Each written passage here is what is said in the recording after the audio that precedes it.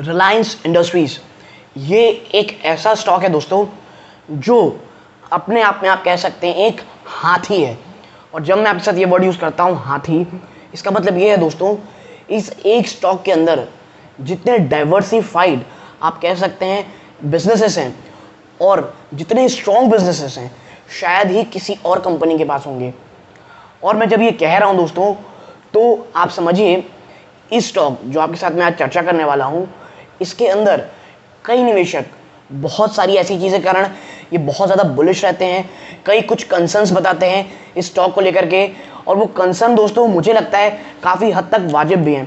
और आपके साथ आज मैं इस चर्चा में उस कंसर्न्स के बारे में बात करूंगा। पर्सनली मैं आपको बताऊंगा कि मुझे क्या चीज़ स्टॉक की सबसे ज़्यादा अच्छी लगती है और कौन सी वो चीज़ है जो बहुत बहुत डरावनी लगती है दोस्तों। और इस स्टॉक के ऊपर क्या मेरी पर्सनल होल्डिंग है, मेरी फैमिली मेम्बर की होल्डिंग है। दूसरी एक और चीज़ कि किन स्तरों पे रिलायंस एक काफ़ी शानदार बाइंग रेंज में रहता है और कहाँ पर स्टॉक एक बहुत बड़ा हर्डल आप कह सकते हैं देख रहा है, जहाँ से लगातार 2 बार सेलिंग और भी ह्यूज सेलिंग आ चुकी है। आज इस वीडियो में वो निवेशक जो ऑलरेडी इन्वेस्टेड हैं या निवेश करने की सोच रहे हैं, दोनों ही सूरतों में ये वीडियो काफ़ी हद तक उनके काम आ सकता है। तो वीडियो को अंत तक देखिएगा और अगर पहली बार चैनल में आए हैं सब्सक्राइब का बटन दबा दें और वीडियो अगर अच्छी लगती हो लाइक ज़रूर किया कीजिए दोस्तों। आप अगर लाइक करते हैं औरों को रिकमेंडेशन होती है दोस्तों और बहुत मोटिवेशन मिलता है, इसीलिए लाइक ज़रूर कर दिया कीजिए।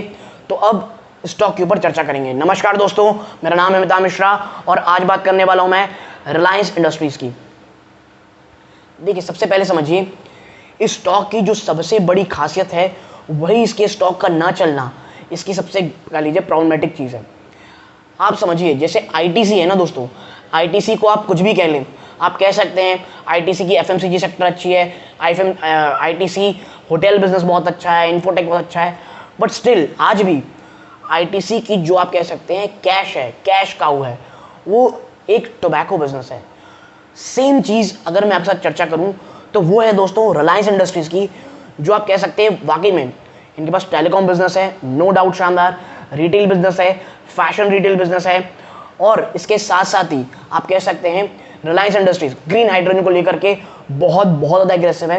ये तमाम चीज़ें हैं, बट रिलायंस की जो कैश काऊ है, रिलायंस का जो कैश जनरेटिंग बिजनेस है वो है दोस्तों क्या, ऑयल टू केमिकल बिजनेस। ये इनका कैश जनरेटिंग बिजनेस है। और पिछले कुछ समय में जो दबाव देखने को मिला स्टॉक में, रीज़न वही था दोस्तों, जब सरकार ने एक्सपोर्ट ड्यूटी लगा दी उसके बाद से एक बड़ा प्रेशर रिलायंस में देखने को मिला और यही कारण है रिलायंस में एक बड़ी गिरावट आपने विटनेस की। तो ये तो बात हो गई कि रिलायंस की जो एक्चुअल कैश है, कैश फ्लो है, वो कहाँ से आ रही है, oil to chemical business. No doubt अन्य वर्टिकल, चाहे वो टेलीकॉम हो, चाहे वो कह सकते हैं जो ये रिटेल बिजनेस में आ रहे हैं, प्लस इन्होंने जो ग्रीन हाइड्रोजन को लेकर के एग्रेसिव प्लान्स रखे हैं इन्वेस्टमेंट के, तमाम चीज़ें अच्छी हैं। और मैं बता दूं आपको, रिलायंस इंडस्ट्रीज अगर आपके पास निचले स्तरों में चाहे 1700 हो 1800 हो एक अच्छी क्वांटिटी में है, यकीन मानिए आपने बहुत शानदार कंपनी खरीद रखी है। और वो निवेशक जो ये कहते हैं कि भाई कंपनी फिर अपने कह लीजिए जो अन्य कंपनी है, चाहे वो टेलीकॉम बिजनेस का हो गया, हाइड्रोजन बिजनेस का, ग्रीन रिन्यूएबल एनर्जी का हो गया, चाहे आप कह लीजिए रिटेल बिजनेस, उसको अलग करेगी, तो उनके ऊपर एक कंसर्न है जो आपके साथ चर्चा करूंगा थोड़ी समय के अंदर, और वो वाकई में एक बड़ा कंसर्न मुझे लगता है दोस्तों।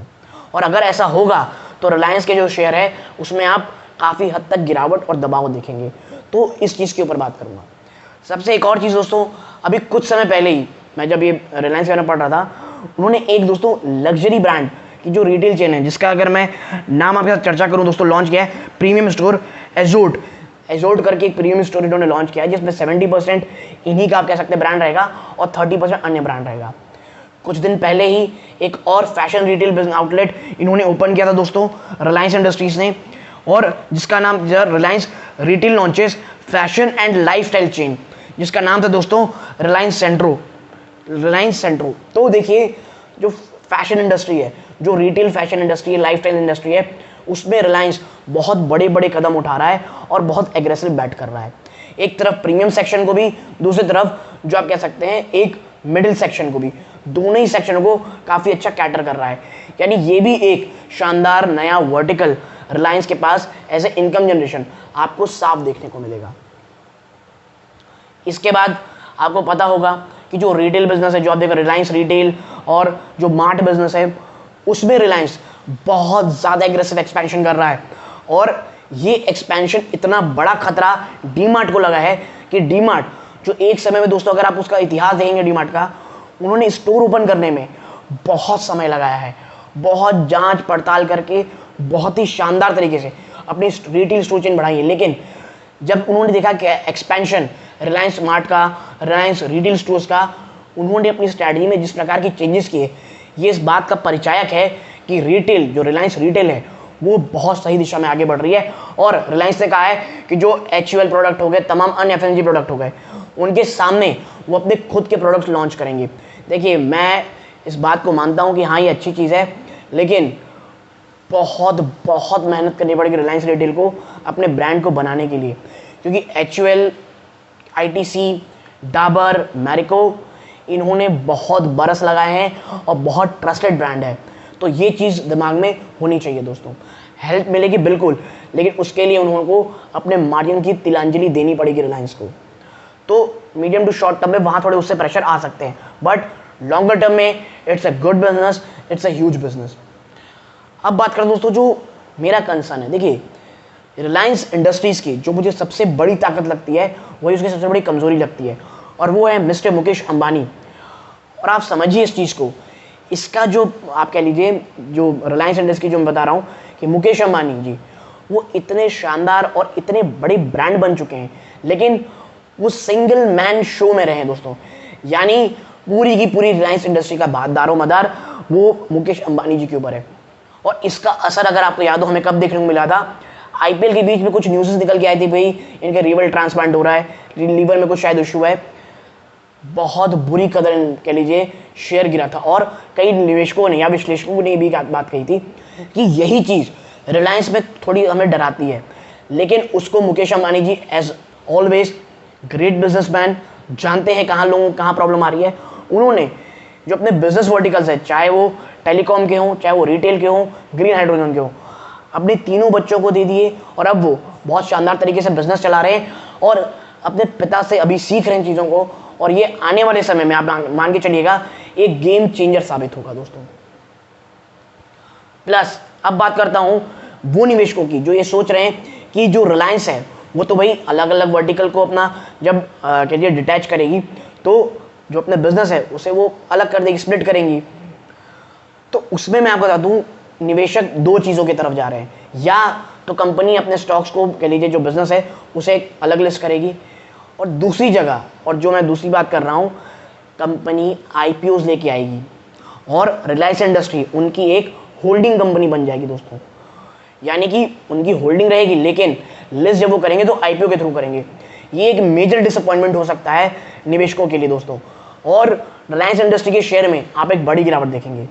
ये कब होगा, कैसे होगा, मैं ये नहीं बोला कि कल हो जाएगा, लेकिन ये एक पॉसिबिलिटी है दोस्तों। और अगर IPO के रास्ते ये जाती है तो एक मेजर कंसर्न होगा और रिलायंस उस समय बड़ी गिरावट दिखाएगी। और अब मैं बात करता हूं, देखिए ग्रीन हाइड्रोजन को लेकर के, ये एक बिजनेस है जो मुझे लग रहा है ये बहुत बड़ी अपॉर्चुनिटी रखता है। और इसको देखते हुए देखिए आप, चाहे वो मुकेश अंबानी जी हो, अडानी जी हो, JSW एनर्जी हो, अन्य तमाम लोग, ग्रीन हाइड्रोजन में ह्यूज फोकस है। और रिलायंस इंडस्ट्रीज का 2035 तक कार्बन न्यूट्रल होना जो है, उनके हाइड्रोजन बिजनेस में जो तरक्की है उसे बहुत मेहनत कर देगा। और एक पॉजिटिव चीज़ जो अभी हो रही है दोस्तों, वो ये है कि जो रिन्यूएबल एनर्जी की कॉस्ट है वो नीचे आ रही है। स्केल बिजनेस के कारण जो कह लीजिए जो महंगाई थी वो उनके इनपुट पे कम हो रही है। और रिलायंस इंडस्ट्रीज का आने वाले समय इसको लेकर के एग्रेसिवनेस बहुत ही शानदार है, इसलिए लगातार वो एक्यूमुलेशन भी कर रहे हैं। और जिस तरह से बैकवर्ड इंटीग्रेशन और तगड़ी बैलेंस शीट है इनके पास, यकीन मानिए इट इज़ रियली गुड।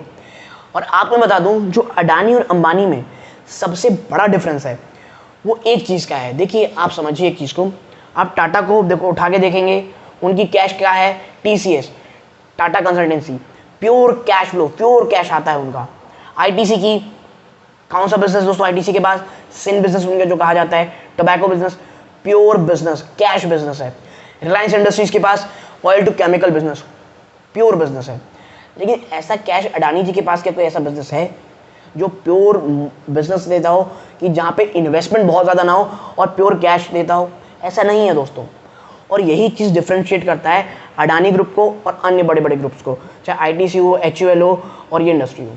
मैं ये नहीं कहता कि अडानी जी मतलब उनके पास नहीं है, लेकिन इतना ज़्यादा डेट अडानी जी के पास है जिन्हें हम चर्चा कर रहे थे, और ये डेट इन स्तरों पे जा चुका है कि उन्हें अपने जो एसीसी अंबुजा सीमेंट के जो कह लीजिए उनके पास जो पैसे हैं उसे उन्होंने गिरवी रखने पड़े उन्हें। और वही बात मैं कह रहा हूँ, प्लस रिलायंस के पास अब जो कि जिस तरह से टाइप उन्होंने किया, चाहे फेसबुक, गूगल के साथ, ये एक बहुत बड़ा एज देता है हमको दोस्तों। इसीलिए Reliance Industries is a buy on each and every dip. और अगर मैं बात करूं टेक्निकलिटीज की, तो आप मान के चलिए निचले स्तरों में रिलायंस के पास दोस्तों जो नंबर्स है लगभग 2300 के आसपास, ये लगातार वहां से एक बाइंग देखते हैं, एक ह्यूज एक्यूमुलेशन देखते हैं।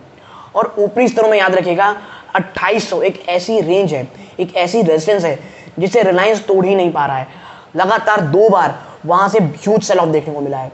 और बात करूं मैं आपसे, तो जो आईसीआईसीआई डायरेक्ट है दोस्तों, उसने जो स्टॉक को के लिए जो टारगेट दिए हैं वो लगभग 2615 के दिए हैं। और उसके बाद अगर मैं बात करूं आपसे अन्य ब्रोकरेज फर्म्स की जिन्होंने काफ़ी अच्छे टारगेट दिए हैं, तो देखिए जेफरीज ने भी 2800 के आसपास का टारगेट दिया है। तो एक जो अब री रेटिंग की बात कर रहे हैं, ह्यूज पोटेंशियल की बात कर रहे हैं, वो है 2800 के बाद। जब ये 2800 टूटेगा, एक न्यू सेट ऑफ इन्वेस्टमेंट, एक नई सेट ऑफ तेजी आपको देखने को मिलेगी। आपको मैं बता दूं, रिलायंस इंडस्ट्रीज हर एक डिप में एक बाइंग अपॉर्चुनिटी करती है। 2300 में शानदार है, और डिस्क्लोजर के रूप में मेरी या मेरी फैमिली मेंबर की होल्डिंग इसमें हो सकती है दोस्तों। तो इसीलिए, और याद रखिएगा मैं कोई सेबी रजिस्टर्ड नहीं हूँ, जो मुझे पर्सनली लगता है वो मैं आपके साथ शेयर करता हूँ। और देखिए जो मेरी स्ट्रैटेजी रहती है, आप देखें आज हेरिटेज फूड में शानदार रैली देखने को मिली। एक समय जब स्टॉक स्ट्रगल कर रहा था, ह्यूज स्ट्रगल, मैंने कहा था आप खरीदिए उससे, और जिन लेवल मैंने एक्यूमुलेट किया था मैं आके बताता था, और वहां से देखिए तेजी आपको साफ देखने को मिल रही है। तो ये तमाम चीजें दोस्तों, इन्वेस्टमेंट, जो इन्वेस्टमेंट वर्ड है वो तभी किया जाता है जब आपका स्टॉक स्ट्रगल कर रहा हो, और आपको अपने स्टॉक के फंडामेंटल, उनके बिजनेस और अन्य चीजों में भरोसा होना चाहिए दोस्तों।